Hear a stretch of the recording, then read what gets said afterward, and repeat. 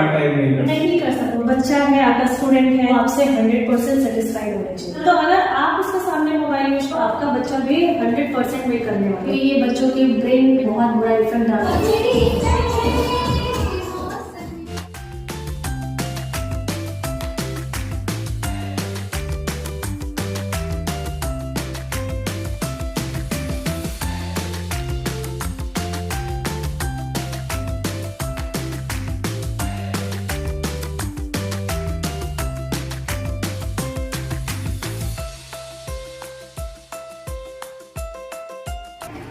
Ma'am जैसा कि मैं देख पा रहा हूँ कि ये नर्सरी की क्लास है। जी। नर्सरी के क्लास में भी आपने मैट लगाया है। हाँ। तो ये भी मैं समझना चाहूंगा कि प्लेइंग एरिया के साथ साथ नर्सरी में आपने मैट लगाया हुआ है, और साथ में मैं देख पा रहा हूँ कि चाहे वो अल्फाबेट्स हो या नंबर्स हो, इनको हैंग किया हुआ है एक बहुत ही अट्रैक्टिव वे में। तो इसके बारे में थोड़ा सा बताएं, और रीजन क्या है, कॉन्सेप्ट क्या है?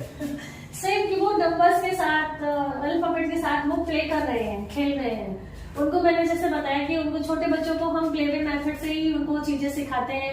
तो उनको ऐसा ये नहीं होना चाहिए कि नहीं ABCD 1 2 वो, और ऐसा कैसा अट्रैक्टिव दिखेगा ना, तो हम उनको जब भी इधर यहाँ पे स्टडी के लिए लेते हैं, स्टडी उनका करा के लेते हैं, तो उनको बहुत अच्छा लगता है। वो पूरे कंसंट्रेटेड होके देखते हैं चीजों को। जी जी। और नर्सरी में मैट प्ले में तो ठीक है, नर्सरी भी सेम है सर, नर्सरी भी सेम होता है। यहाँ पे उनकी सेफ्टी का हमें ध्यान रखना पड़ता है कि वो मस्ती करते हैं, कुछ करते हैं, एक दूसरे को पुश किया, सपोज दैट कुछ भी किया, क्योंकि बच्चे हैं, वो कौन सा मोमेंट पे क्या एक्शन करते हैं कुछ भी हमें आइडिया नहीं होता है। मैम दूसरी चीज देख पा रहा हूँ कि जो भी व्हाइट बोर्ड है उसके आसपास आपने बहुत ही डेकोरेटेड डिजाइन एनिमल्स या ऐसे पिक्चर्स बनाए हैं। इसका क्या रीजन है और क्या थीम है? इसका रीजन ना थोड़ा सा डिफर भी कर सकता है, जो मेरा व्यू है बाकी लोगों से, कि मेरा रीजन है कि अगर थोड़ा सा हम डेकोरेटिव करेंगे तो जो हमारा कंसंट्रेटेड बच्चा नहीं भी है, बहुत मस्ती वाला बच्चा है, स्टिल वो थोड़ा बोर्ड को वॉच करेगा। अदरवाइज क्या होता है, आप समझते हैं, बहुत छोटे बच्चे होते हैं, अगर कोई कॉन्सर्ट हमको उनको वहाँ पे देना है तो वो मस्ती करते हैं, वो नहीं जनरली कंसंट्रेटेड नहीं हो पाते हैं। जी जी, कि अगर ये रहेगा तो थोड़ा सा वो ठीक है। मैम नेक्स्ट क्लास में चलते हैं। जी बिल्कुल। ये जूनियर केजी है, और जूनियर केजी क्लास का मैंने पहले भी टूर किया था। ये एक्टिविटी रूम भी मैम ने बताया था मुझे, और ये पूरा बहुत ही खूबसूरत रूम है जहाँ पे हमको नंबर्स मिल जाते हैं, मिल काउंट मिल जाते हैं, सीजन मिल जाते हैं, जो हमारे 4 सीजन होते हैं उनके बारे में, स्मॉल लेटर के अल्फाबेट्स मिल जाते हैं, कलर डिजाइन मिल जाते हैं, और जो इंटर करने में सबसे फर्स्ट पे मिलता है वो कम्युनिटी हेल्पर। तो मैम बहुत कुछ आपने जूनियर केजी में, आपने एक क्लास में बहुत सारी चीजें यहाँ पे सिखाने की, बताने की कोशिश की है।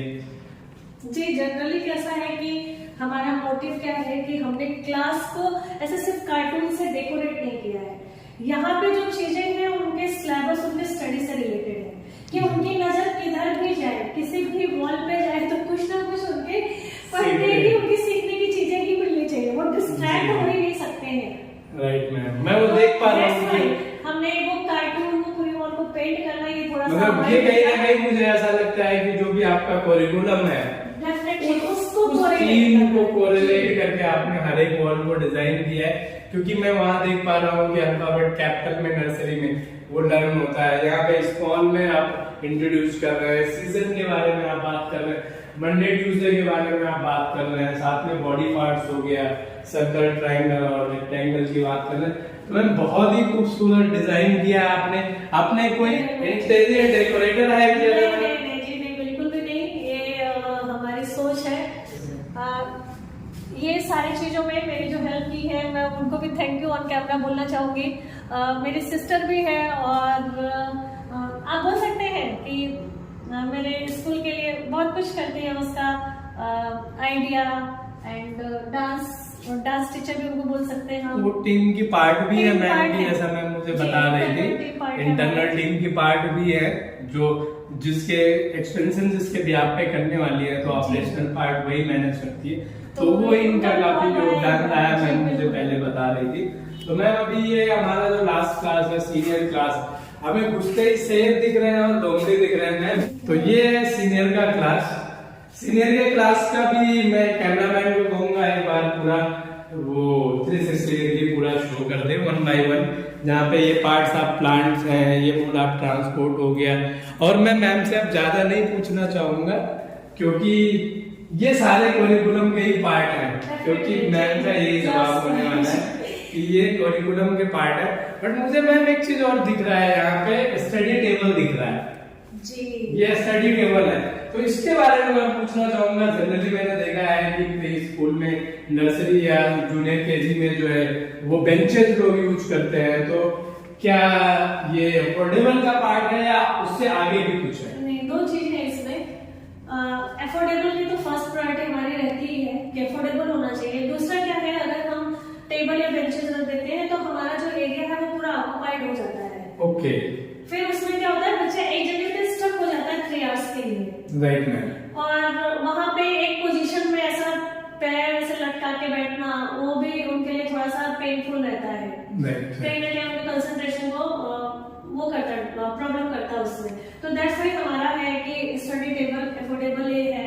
और साथ में आफ्टर जब भी हमें जरूरत पड़ती है हम इसको रिमूव करके हमारा पूरा एरिया वैकेंट हो जाता है, फिर उसको हम एक्टिविटी की तरह यूज कर सकते हैं। हमारा राइम सेशन हुआ, सर का टाइम हुआ, ऐसा नहीं कि हमें बार बार इधर उधर करने की जरूरत नहीं पड़ती है।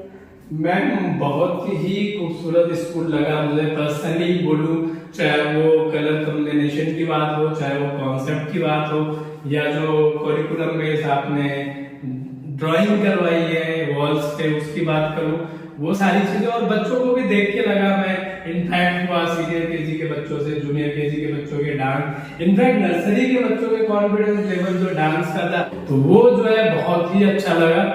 और साथ में जो स्कूल का डिटेल है वो मैं जो है चैनल पे दे दूंगा।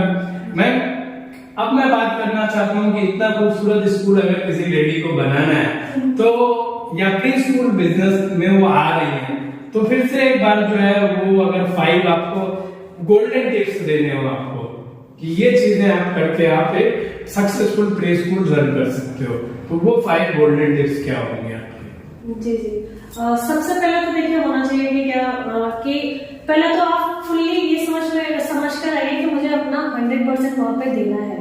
मतलब आपकी अवेलेबिलिटी होनी चाहिए, मतलब आप एज ए पार्ट टाइम नहीं आप कर सकते हो। अगर बिजनेस कर रहे हो तो पार्ट टाइम नहीं कर सकते हैं। अगर आपको सक्सेसफुल होना है तो साल 2 साल के लिए आना है तो इट्स ओके, तब आप कर सकते हैं। ठीक है। दूसरा क्या है कि मैंने जैसे आपको पहले भी बताया था, आपने मुझे क्वेश्चन पूछा था कि एक पेरेंट्स अपने बच्चे को, एक कहते हैं अपने जान के टुकड़े को, जिगर के टुकड़े को अपने हवाले करके जाता है। 2 साल का बच्चा, 3 साल का बच्चा, तो सबसे पहली बात कि बिल्कुल ऑनेस्टली आपको वो बच्चे का केयर करना है। वो बच्चे को जिस चीज के लिए लिए हैं आप, जो एजुकेशन देने के लिए, जो डेवलपमेंट करने के लिए, ऑनेस्टली आपको अपना काम करना है।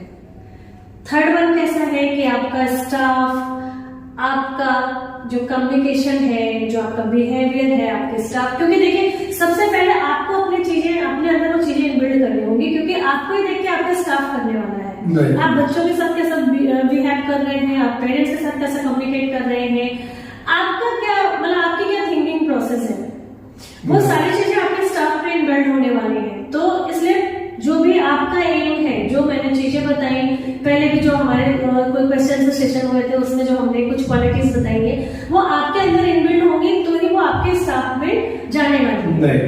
तीसरी चीज होनी चाहिए कि आपका जो भी क्यूरिकुलम है वो ऐसा रट्टाफिकेशन वाला नहीं होना चाहिए। रट्टाफिकेशन इन सेंस कि ऐसा ABCD 1 2 ऐसा नंबर रेस वाला नहीं होना चाहिए कि सिर्फ नंबर के लिए आप बच्चों को भगा रहे हो और आज से चीजें आप उनको बोल रहे हो कि नहीं आपको ये ग्रेड लाना है, आपको A+ लाना है, ये करना है। नहीं, आपको उनको ये बताना है कि एजुकेशन क्यों नेसेसरी है उनके लिए।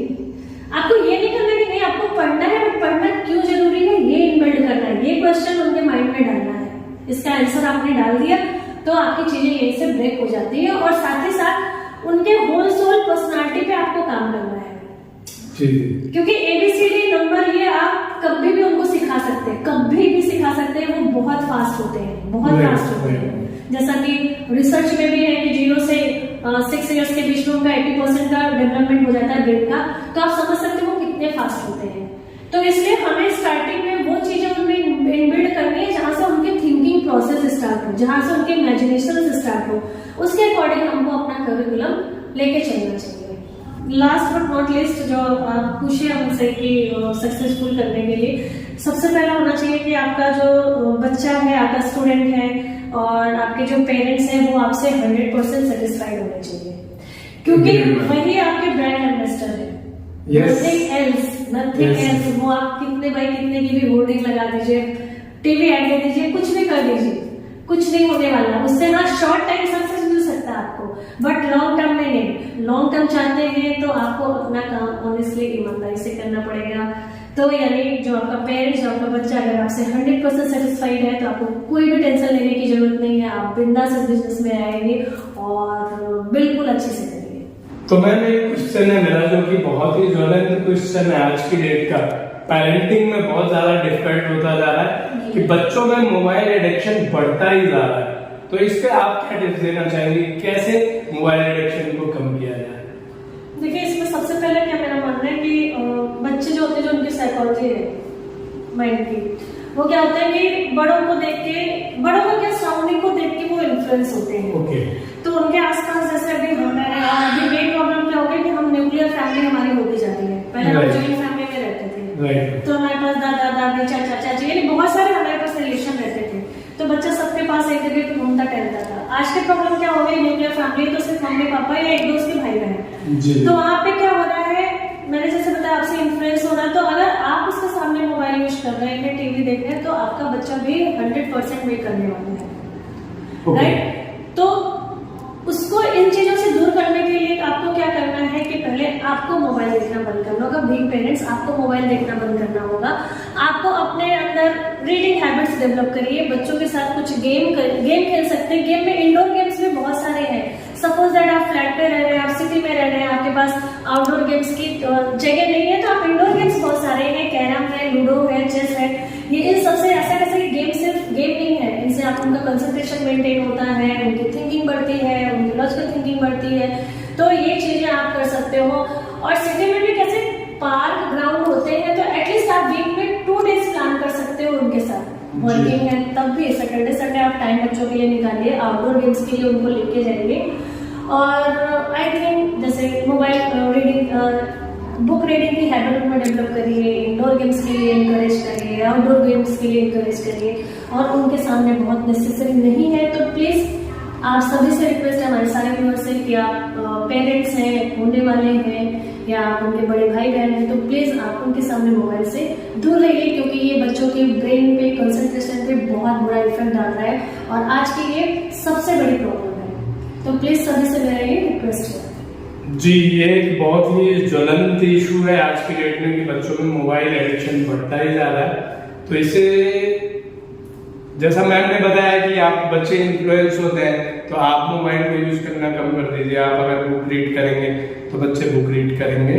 आउटडोर गेम, इंडोर गेम, इन सारी चीजों को टिप्स के साथ में वो बच्चों में एडिक्शन को कम कर समझिए ना कि ठीक है, मोबाइल आज की हमारी नीड है, बट उस नीड को अभी हमने क्या कर लिया, हमने एडिक्शन बना लिया है। जी, बड़े होके भी हम मोबाइल के एडिक्ट हो गए हैं, तो सेम वो हैबिट हमारे बच्चों में ट्रांसफर होने वाली है। तो इसलिए सबसे पहले हमें दूर होना होगा, ऑटोमेटिकली वो दूर हो जाएगा। मिल करके, स्कूल को देख करके एक जो बहुत ही पॉजिटिव वाइब्स आपके अंदर से आती है, वाइब्स आती है, वो आया। और बहुत ही बात करके तो बहुत ही अच्छा लगा। इतने कॉन्फिडेंस से हर आप सवालों का आपने जवाब दिया। और नो डाउट एक एजुकेशन सेक्टर, जहाँ तक मेरा मानना है कि आपके जो सोशल रिस्पॉन्सिबिलिटीज होती हैं वो बहुत ज्यादा आप बढ़ जाती हैं, तो और उसको आप बहुत सक्सेसफुली कर रही हैं। जैसे आपने बताया कि आपके क्लासेस फुल हो गए, तो वो ऐसे नहीं हो सकते हैं। तो वो कहीं ना कहीं आपके 4 ईयर की मेहनत दिखती है उसमें। और आपके फ्यूचर के जो प्लान्स है उसके लिए हमारी तरफ से बेस्ट विशेष। और मैं अपने व्यूअर्स से बोलना चाहूंगा कि आप अगर बिजनेस करना चाहते हैं तो मैम से आप डायरेक्ट भी कोऑर्डिनेट कर सकते हैं। उनकी वेबसाइट पे जाकर के, उनके इंस्टा पेज पे या फेसबुक भी है और गूगल पे भी मिल जाएंगे। जिंगल किड्स प्री स्कूल नाम है, नेरल में सिचुएटेड है और बहुत सारे ब्रांचेज आने वाले हैं। ये इंटरव्यू आपको कैसा लगा भर भर के कमेंट करिएगा। और मैम से फिर कभी मिलेंगे और भी चीजें जानेंगे, और साथ में अगले वीडियो में किसी और स्कूल और मैनेजमेंट के साथ में उनके सक्सेस जर्नी को हम लोग सेलिब्रेट करेंगे, और साथ में चैलेंजेस क्या हैं स्कूल बिजनेस में ये भी जानेंगे, और क्या क्या टिप्स हैं अगर आप बिजनेस करना चाहते हैं। तो इसलिए इस चैनल के साथ जुड़े रहें। अगर अभी तक आपने इस चैनल को सब्सक्राइब नहीं किया है तो सब्सक्राइब कर लीजिए, और वीडियो को लाइक करके शेयर कर दीजिए, फैला दीजिए। बहुत सारे पेरेंटिंग टिप्स भी हैं जो आपको बेनिफिट देने वाले हैं।